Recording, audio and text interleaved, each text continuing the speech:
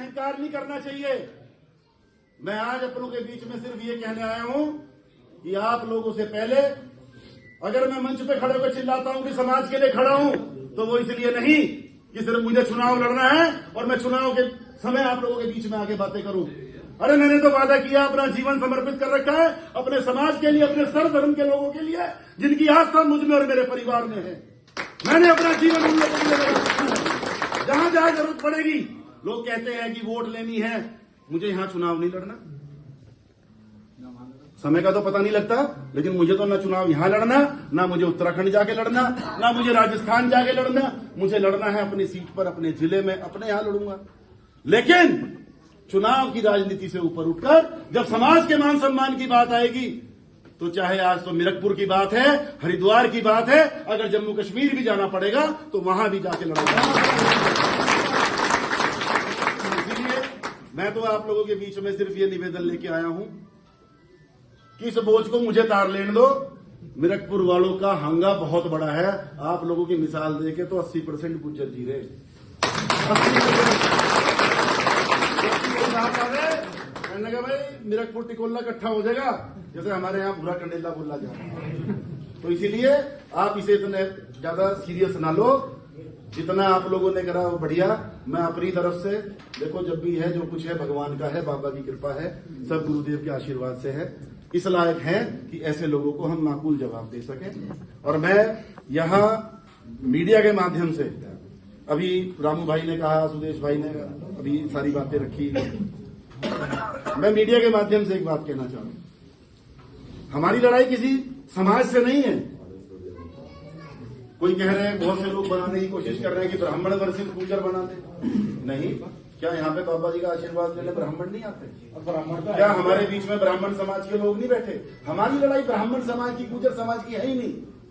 हमारी लड़ाई एक व्यक्ति विशेष से है जिसने पता नहीं कितने लोग, क्योंकि वो जो महल है वो हम लोगों का है, लेकिन रियासत में 36 बिरादरी रहती है, उसमें सर्व धर्म के लोग हैं, सर्व समाज के लोग हैं। वो महल वो सबका है, वो सबका महल है।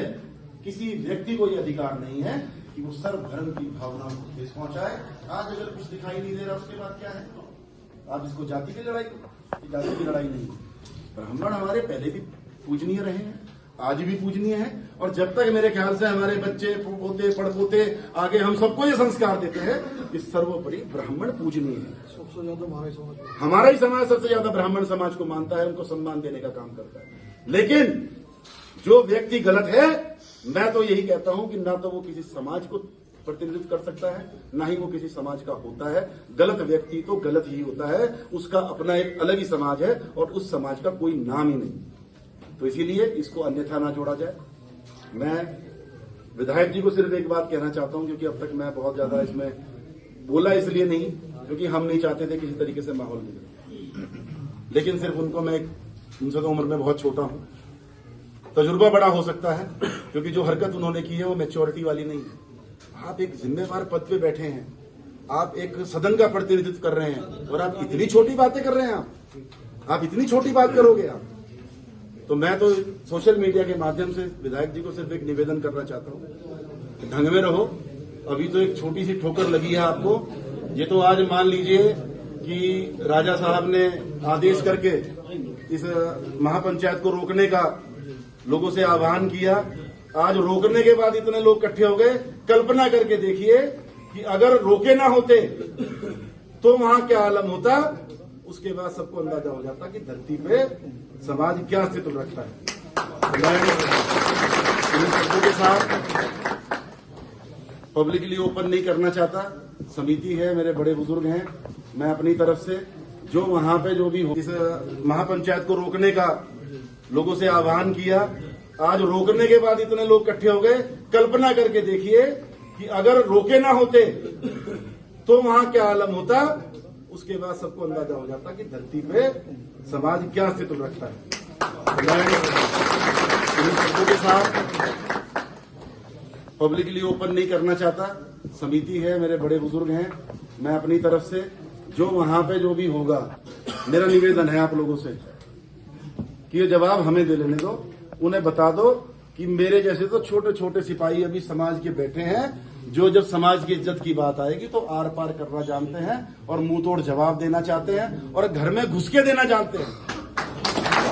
घर में घुस के आप जहां भी मिले आप आमंत्रित करें हमें, जहां कहोगे वहां बैठ के आपसे वार्ता भी करेंगे और आपको बताएंगे भंडारे कैसे होते हैं और ये मंदिर किस तरह से पूजे जाते हैं। इन्हीं शब्दों के साथ आप सभी का बहुत बहुत धन्यवाद। और समिति के जो लोग हैं, मैं चाहता हूं जो भी वहां जाएगा उसको अन्यथा बिल्कुल ना ले, इसको बात को वैसे ना जोड़ा जाए। थोड़ी देर अब ये बंद कर लो, थोड़ी देर मोबाइल